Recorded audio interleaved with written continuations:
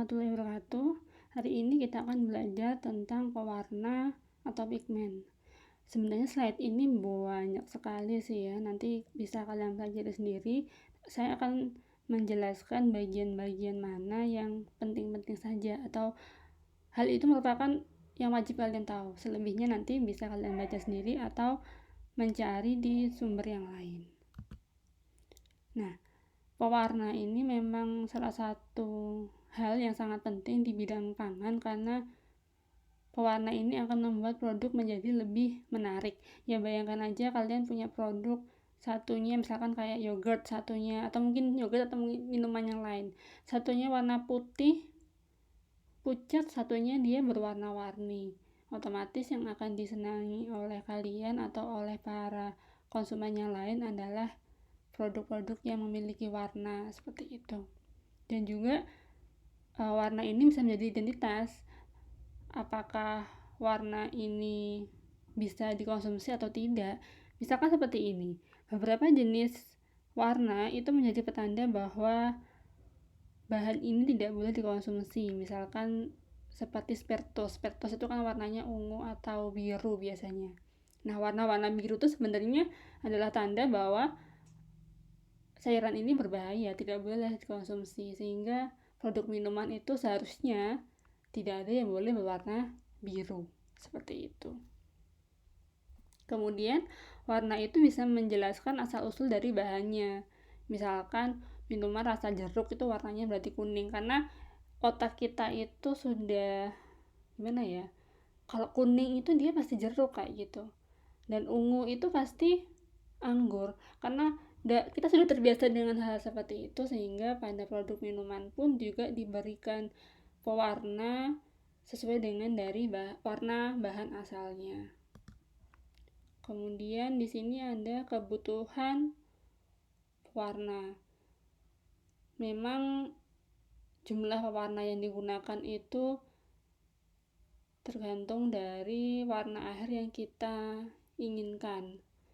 Warnanya mau pekat atau mau tidak pekat atau yang cerah. Namun yang perlu diperhatikan adalah beberapa pewarna yang kita tambahkan dalam bahan pangan itu akan berpengaruh terhadap sensorisnya. Misalkan ada efek pahit seperti itu. Jadi meskipun yang kita inginkan pekat, tapi kalau ternyata ada aftertaste pahit ya percuma aja. Ini kegunaan zat warna seperti yang sudah saya sebutkan di awal tadi, bahwa zat warna itu akan memberikan karakteristik tertentu, meningkatkan flavor, mempertahankan penampilan produk, dan juga sebagai dekorasi. Kalau kalian lihat beberapa foto-foto bahan pangan itu, kalau makanannya itu warna-warni, ada warnanya, pasti akan terlihat lebih bagus dibandingkan dengan foto makanan yang warnanya itu hanya itu aja seperti itu. Dan juga biasanya pengolahan itu akan berpengaruh terhadap zat warna. Misalkan warnanya menjadi pudar, jadi bisa saja ditambahkan satu warna lagi supaya warnanya itu menjadi lebih bagus. Kemudian di sini dijelaskan adanya klasifikasi pewarna berdasarkan asalnya, yaitu pewarna yang dari alami. Nah, pewarna dari alami ini pun juga terbagi lagi berdasarkan prosesnya. Misalkan pewarna alami yang benar-benar alami, di mana prosesnya itu terjadi secara tradisional. Contohnya misalkan seperti pewarna yang direndam dari tumbuhan. Jadi tanamannya itu direndam, tambahkan air atau pelarut yang lain, kemudian nanti didapatkan pewarna. Contohnya itu misalkan seperti kurkumin, klorofil, kemudian ada lutein seperti itu. Kemudian ini adalah, dia itu sebenarnya adalah pewarna alami, namun pewarna ini didapatkan dengan beberapa cara. Misalkan yang poin A ini dengan menggunakan chemical synthesis, jadi menggunakan bahan-bahan kimia. Tapi pewarna ini ya asalnya itu dari bahan alam. Contohnya misalkan riboflavin, lycopene, dan lain sebagainya, dimana pewarna ini didapatkan dengan cara-cara kimiawi. Kemudian ini adalah warna dari alam, namun dia dimodifikasi untuk mempertahankan warnanya itu. Seperti misalkan contohnya adalah iron oxide dan titanium dioxide, atau mungkin beberapa jenis produk karamel. Dan yang ini adalah pewarna artifisial atau pewarna kimia. Ini benar-benar kimia, dibuat sendiri oleh manusia dan tidak ada di alam. Contohnya misalkan seperti Allura Red, Erythrocin, Brilliant Blue, dan lain sebagainya. Kemudian warna itu juga macam-macam, berdasarkan sumbernya ada alami, sintetik yang sudah saya jelaskan tadi. Kalau bentuknya ya ada yang dalam bentuk bubuk, granular, kristal, pasta, cair. Kemudian kalau berdasarkan kelarutannya ada yang larut air, larut minyak, kemudian pewarna yang tidak larut dalam sebagian pelarut. Pewarna alami. Nah, memang pewarna alami ini dia lebih aman dibandingkan dengan jenis pewarna yang lain dan bisa digunakan dalam jumlah yang tidak terbatas karena ya memang dia alami dan secara dari sananya pigmen ini sudah ada, namun memang dia akan terpengaruh oleh misalkan pengolahan, contohnya pemanasan, penyimpanan, atau proses yang lainnya. Sumber pewarna alami yang jelas dari bahan hewani bisa, bahan nabati lebih banyak sih, misalkan seperti buah, sayur, kemudian rempah-rempah, seperti itu. Nah, pewarna alami ini selain dia memberikan warna terhadap bahan pangan, dia juga bisa menambah atau meningkatkan nilai gizi dari suatu bahan pangan. Nah, misalkan karotenoid itu bisa memberikan warna kuning atau orange. Nah, ternyata karotenoid itu merupakan provitamin A. Seperti itu. Kemudian ada lagi yang bumbu-bumbu yang digunakan dalam proses pemasakan itu misalkan seperti kunyit, itu akan memberikan warna kuning. Nah, ternyata kunyit itu dia mengandung zat antimikroba dan juga mengandung antioksidan, dan itu memang sangat dibutuhkan oleh tubuh. Namun pewarna alami ini memang dia memiliki kelemahan. Salah satunya adalah tidak stabil oleh pemanasan, dia gampang rusak, kemudian warnanya itu menjadi lebih pudar, kemudian spektrum warna yang tidak luas, jadi kalau warna hijau ya hijaunya seperti itu, tidak bisa menjadi hijau yang lain. Kemudian warnanya tidak homogen, kita mengambil pewarna dari kunyit, misalkan dari warna kunyitnya itu berbeda daerah, misalkan kunyit dari Jember dan kunyit dari Banyuwangi, bisa saja dia menghasilkan warna yang berbeda. Usia dari pemanen kunyit muda sama kunyit tua itu juga bisa jadi berbeda, sehingga hal-hal tersebut karena faktornya banyak sekali yang berpengaruh terhadap kualitas warna, itu membuat produksi dari pewarna alami itu cenderung lebih mahal. Ini beberapa jenis pigmen berdasarkan kelarutan dan stabilitas pewarna tersebut. Misalkan pigmen antosianin itu memberikan warna jingga, merah, biru, merah hingga biru maksudnya. Sumbernya dari tanaman, dia larut terhadap air, namun dia sensitif terhadap pH dan panas. Maksudnya gini, antosianin itu dia lebih tahan di pH asam, jadi kalau pH-nya dinaikkan hingga basah ya antosianinnya bakal rusak, dan juga dia tidak tahan jika dipanaskan. Begitu pula dengan warna flavonoid, leukoantosianin, tanin, betalain, dan quinone. Jadi memang masing-masing sumber tanaman itu biasanya memiliki warna tertentu dan ternyata pigmennya juga bermacam-macam, seperti itu.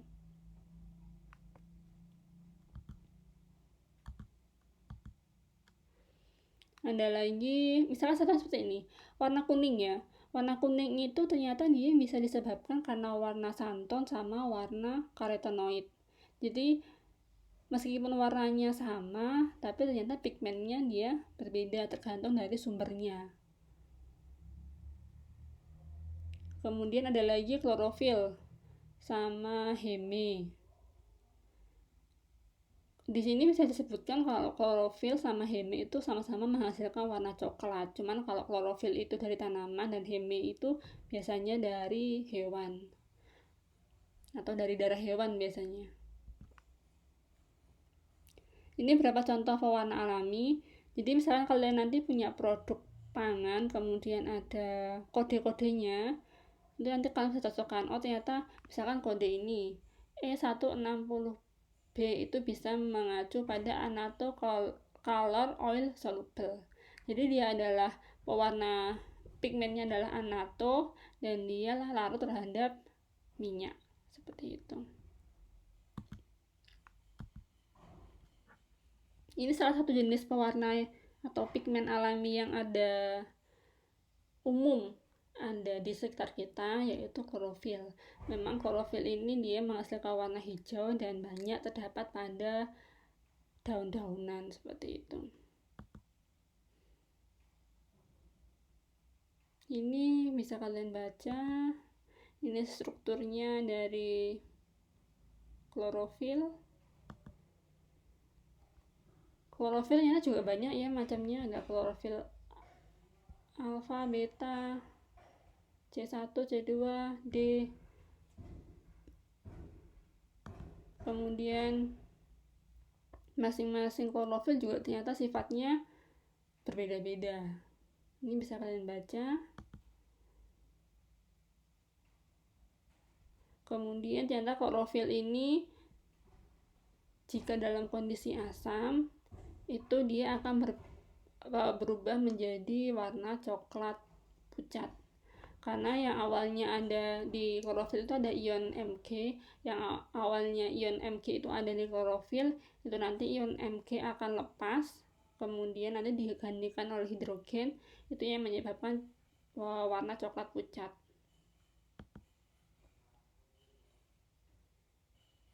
Ini reaksinya.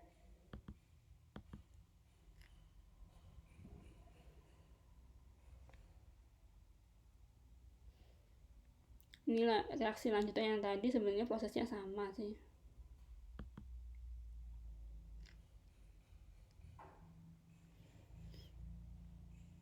Dan yang perlu diperhatikan adalah di sini. Bila sayuran hijau direbus dalam air dan ditambahkan soda atau kita membuat suasana menjadi lebih basah, maka kita akan mendapatkan warna hijau yang lebih cerah. Jadi misalkan kita punya masak sayur, misalkan tambahin soda sedikit, warnanya menjadi hijau lebih cerah. Tapi kalau warna sayurannya itu kita rebus lebih lama tanpa soda, itu biasanya akan warnanya juga menjadi bukan cerah sih. Kadang ada beberapa warna yang seperti saya sebutkan tadi, dia akan berubah menjadi warna coklat.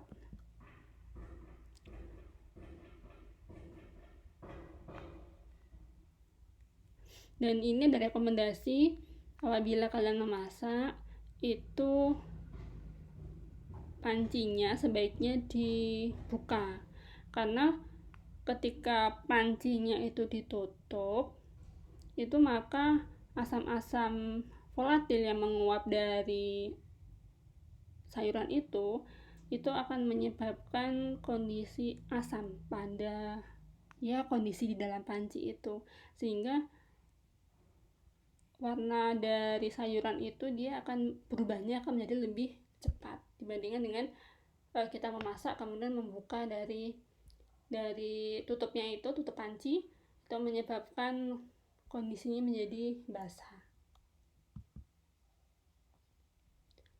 Ini lanjut saja.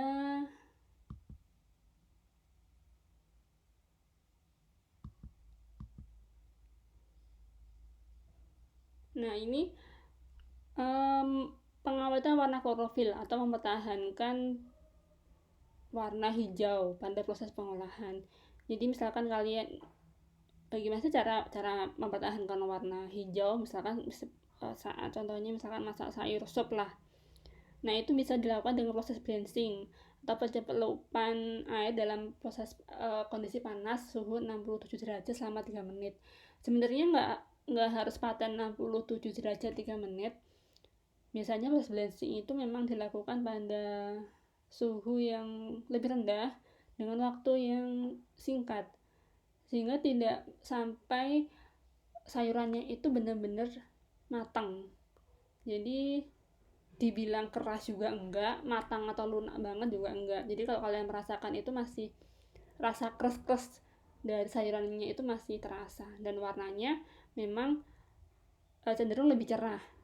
Kemudian bila ditambahkan dengan garam, itu bisa meningkatkan tekstur dan warna dari sayuran yang kalian blending. Jadi kalau masak sop sih saran saya nggak terlalu lama aja. Ini proses blending yang saya jelaskan tadi. Jadi sebenarnya klorofil ini dia sudah terdaftar di daftar bahan pangan dengan kode E140, dan dia memang bisa digunakan secara luas sebagai proses atau sebagai pewarna makanan. Oke, ini karotenoid yang memberikan warna kuning, biasanya kuning atau mungkin kemerahan. Jenisnya ada lycopene, ada beta karoten. Ini struktur dari beta karoten. Beta karoten sendiri itu ini. Nah, ini karotenoid ada jenisnya pada tomat, ada beta karoten, lutein, zeaxanthin, dan lycopene. Ada 300 jenis karotenoid. Nah, mayoritas dari karotenoid ini merupakan provitamin A. Jadi bisa kalian lihat bahwa banyak sekali jenis dari beta karoten. Nah, manfaat karoten ini memang selain sebagai pewarna, dia juga sebagai antioksidan sebenarnya, untuk perlindungan terhadap kanker dan perlindungan terhadap musuh-musuh tubuh yang lain. Kemudian warnanya memang memberikan warna jingga hingga merah. Produk yang banyak karoten misalkan seperti wortel, pepaya, tomat, ya warnanya yang cenderung kuning hingga merah seperti itu. Oh ya, sebelum ke antosianin, di karoten itu ada hal yang menarik yang perlu diperhatikan. Jadi misalkan banyak sekali beberapa penelitian menyebutkan bahwa lutein pada tomat itu dia akan aktif bila dia dipanaskan. Kalau misalkan beberapa jenis zat pigmen yang lain itu dia justru rusak karena pemanasan, tapi kalau karoten itu dia harus dipanaskan. Misalkan seperti karoten atau lutein di tomat, dia itu harus dipanaskan sebentar untuk mengaktifkan zatnya itu. Kemudian karoten di wortel itu kan punya struktur yang keras ya. Jadi ketika kita misalkan makan wortel mentah, itu kita tidak akan mendapatkan manfaat dari karoten, karena karotennya itu dia akan terselubungi oleh dinding sel wortel yang keras itu tadi. Nah, ketika wortelnya kita rebus, nah dinding selnya itu menjadi lebih lunak, sehingga karoten itu lebih mudah untuk diakses, atau tubuh kita itu bisa mencerna dinding selnya itu, sehingga bisa mengambil dari karoten di dalam dinding selnya seperti itu. Antosianin menyebabkan warna merah, orange, ungu, dan lain sebagainya. Jadi juga antosianin ini dia juga sangat terkenal sih ya, selain klorofil maupun karoten. Ini struktur antosianin, dan antosianin ini memang dia sangat terkenal sebagai zat antioksidan seperti itu. Apalagi yang diperhatikan, jelas antosianin ini sudah saya sebutkan tadi bahwa sangat mudah rusak karena suhu tinggi, kemudian dia cahaya, kemudian oksigen karena bisa mengoksidasi dari antosianin. Kemudian nah ini cara mencegah kerusakan selama penyimpanan untuk antosianin, yaitu menyimpan pada suhu rendah, menggunakan warna gelap, kemasan bebas oksigen seperti itu. Dan mungkin yang paling terkenal adalah antosianin ini dia ada di bahan buah naga misalkan, yang warna merah, buah naga merah maksud saya. Ada lagi myoglobin, ini merupakan warna merah pada produk daging atau hewan. Mioglobin ini sebenarnya dia adalah sejenis protein yang ada pada otot yang terdiri dari heme dan globin.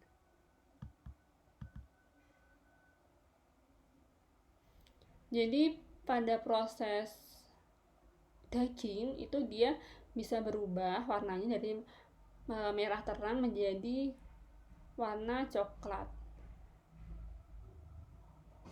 karena oksigennya dia di sini ada oksigen, dia berubah menjadi dari O2 berubah menjadi H2O, sehingga di sini dia warnanya juga akan berubah menjadi warna coklat.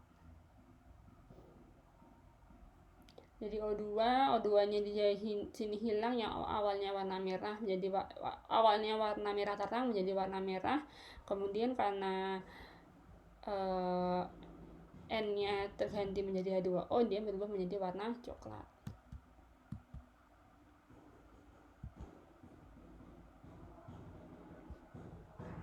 Jadi memang proses pengolahan pada daging itu juga akan berubah dari warna dari daging tersebut. Nah, ini ada proses curing atau penambahan nitrit pada daging itu membuat dagingnya menjadi lebih merah dan lebih awet. Cuman memang nitrit ini dia kalau terlalu banyak itu juga akan istilahnya membahayakan tubuh, sehingga memang penggunaan nitrit itu dibatasin. Contoh pewarna alami yang lain ada annatol, kurkumin, ada saffron yang sekarang memang lagi terkenal dan memang harga saffron itu sangat mahal.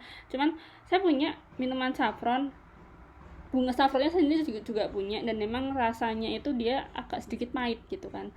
Kita hanya membutuhkan beberapa helai dari bunga saffron untuk menghasilkan warna, dan ternyata rasanya juga agak pahit. Lainnya bisa kalian baca sendiri. Ada lagi di sini ada karamel atau warna coklat. Biasanya dia memang terbentuk dari proses gula pasir ya yang dipanaskan itu sehingga menghasilkan warna coklat. Ada lagi ada warna bixin, cuman memang jarang kita gunakan. Ada cochineal dari serangga. Dan juga di sini ada pewarna sintetik. Pewarna sintetik ini sangat dibatasi penggunaannya karena bila berlebih dia bisa membentuk racun di tubuh kita. Dan memang pewarna sintetis ini dia kelebihannya warnanya jauh lebih kuat dan lebih stabil terhadap faktor lingkungan, misalkan seperti cahaya, pH, dan pemanasan, dan jelas harganya pasti akan lebih murah. Untuk kelemahan pewarna sintetis ini saya rasa sudah cukup jelas di sini di slide ini. Peraturannya sangat diatur oleh SK Menkes sebagai bahan tambahan pangan. Jadi memang tidak sembarangan ya kalau menggunakan bahan sintetis ini untuk pewarna makanan. Ada beberapa jenis zat sintetis yang boleh untuk makanan dan ada yang tidak. Untuk penggunaan pewarna makanan ini memang ada 3 peruntukan: untuk makanan, obat-obatan, dan kosmetik, kemudian untuk obat, kosmetik, namun tidak untuk makanan, dan hanya boleh digunakan untuk pengguna eksternal karena toksisitasnya. Jadi misalkan yang eksternal ini contohnya pewarna kain. Ini jenis pewarna sintetik berdasarkan karutannya, ada dye and lag. Ini penjelasan lebih lanjut. Di sini sudah jelas. Nah, ini yang harus kalian ketahui bahwa pewarna sintetis ini tidak boleh digunakan untuk bahan makanan. Ada rhodamin B. Di sini juga sudah dijelaskan efek pewarna terhadap kesehatan. Memang dia banyak merusak hati atau organ di dalam tubuh karena memang tubuh itu membutuhkan effort yang lebih untuk mencerna dari zat-zat ini, sehingga biasanya bisa merusak, dan dia sifatnya memang racun dalam tubuh. Ini tips mengenal produk pangan dengan warna yang jelas. Kalau memilih makanan itu sebaiknya memilih produk yang warnanya tidak mencolok seperti itu ya, warna-warnanya normal-normal saja lah, karena meskipun produk itu dibuat dari bahan atau pewarna yang aman, tapi kalau jumlahnya berlebih itu pasti juga akan menimbulkan bahaya kepada tubuh. Ini aplikasi pewarna pada industri, ada untuk penyamakan kulit, industri pangan, pewarnaan ikan. Ini contoh yang lain.